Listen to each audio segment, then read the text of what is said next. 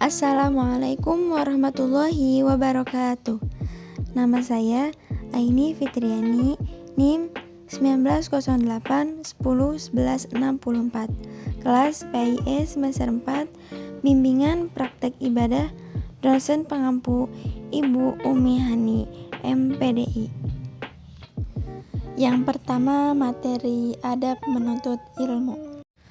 Bismillahirrahmanirrahim. Doa sebelum belajar.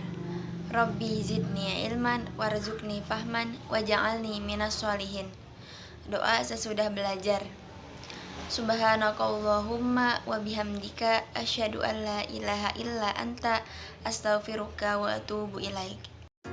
Yang kedua, materi mawaris. Ahli waris laki-laki. Yang pertama, anak laki-laki. Kedua, cucu laki-laki dari anak laki. Yang ketiga, bapak. Yang keempat, kakek dari bapak dan terus ke atas. Kelima, saudara laki-laki sekandung. Yang keenam, saudara laki-laki sebapak. Yang ketujuh, saudara laki-laki seibu. Yang kedelapan, anak laki-laki dari saudara laki-laki sekandung. Yang kesembilan, anak laki-laki dari saudara laki-laki sebapak. Yang ke-10, suami. Yang ke-11, paman sekandung. Ke-12, paman sebapak. Ke-13, anak dari paman laki-laki sekandung. Yang ke-14, anak dari paman laki-laki sebapak. Yang ke-15, laki-laki yang memerdekakan budak. Ahli waris perempuan. Yang pertama, anak perempuan. Yang kedua, cucu perempuan dari anak laki-laki. Yang ketiga, ibu. Yang keempat, nenek atau ibunya ibu. Yang kelima, nenek atau ibunya bapak. Yang keenam, nenek atau ibunya kakek. Yang ketujuh, saudari sekandung. Yang kedelapan, saudari sebapak. Yang kesembilan, saudari seibu. Hak ahli waris yang tidak bisa gugur. Yang pertama, istri. Yang kedua, suami. Yang ketiga, anak laki-laki. Yang keempat, anak perempuan. Yang kelima, ayah. Dan yang keenam, ibu. Yang ketiga, materi khutbah. Rukun khutbah ada 5. Yang pertama, memuji Allah Subhanahu wa Ta'ala di kedua khutbah. Yang kedua, membaca sholawat kepada Nabi Muhammad SAW di kedua khutbah. Yang ketiga, berwasiat kepada ketakwaan di khutbah kedua. Yang keempat, membaca ayat suci Al-Quran di salah satu dua khutbah. Yang kelima, berdoa untuk seluruh kaum mukmin di khutbah terakhir. Assalamualaikum warahmatullahi wabarakatuh.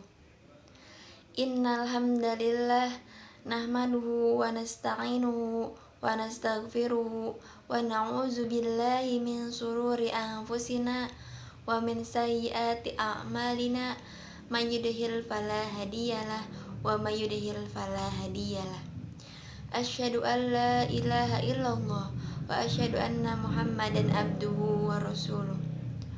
Allahumma shalli wa sallim ala sayyidina Muhammadin wa ala alihi wa sahbihi wa man tabi'ahum bi ihsanin ila yaumiddin. Ya ayyuhalladzina amanu taqullaha tuqatihi wa la tamutunna illa wa antum muslimun. Hadirin yang insyaallah Allah rahmati.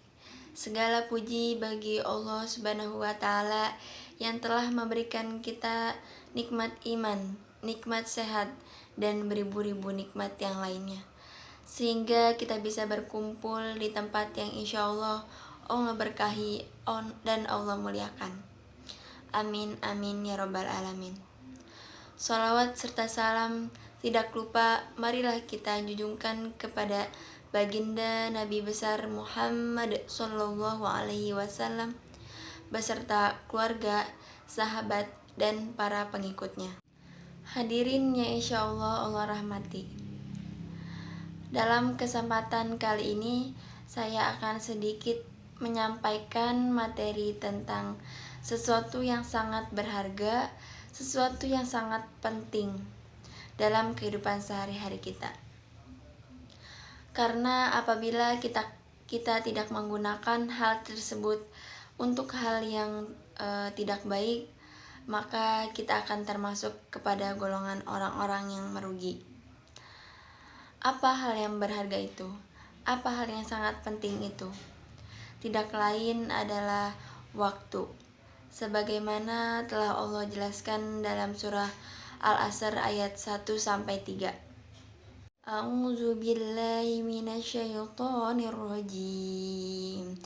Bismillahirrahmanirrahim. Wal 'asr. Innal insana lafi khusr. Illa alladzina amanu wa 'amilus solihati wa tawasaw bil haqqi wa tawasaw bis sabr.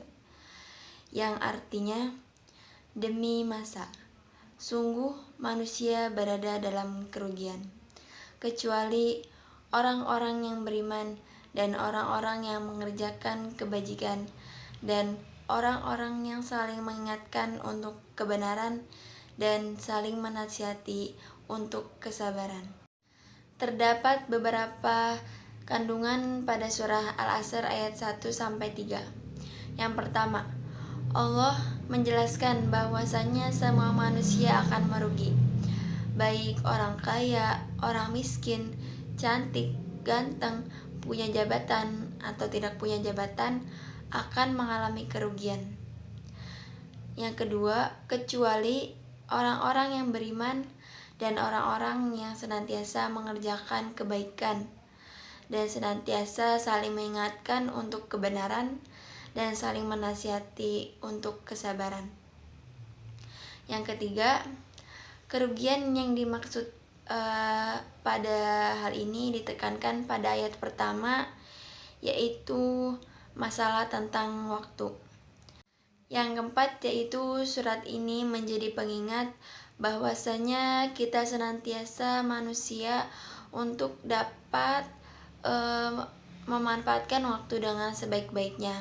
Jangan mempergunakan waktu kita dengan hal yang sia-sia, dengan hal yang negatif yang akan menjerumuskan kita kepada jalan yang Allah tidak ridhoi.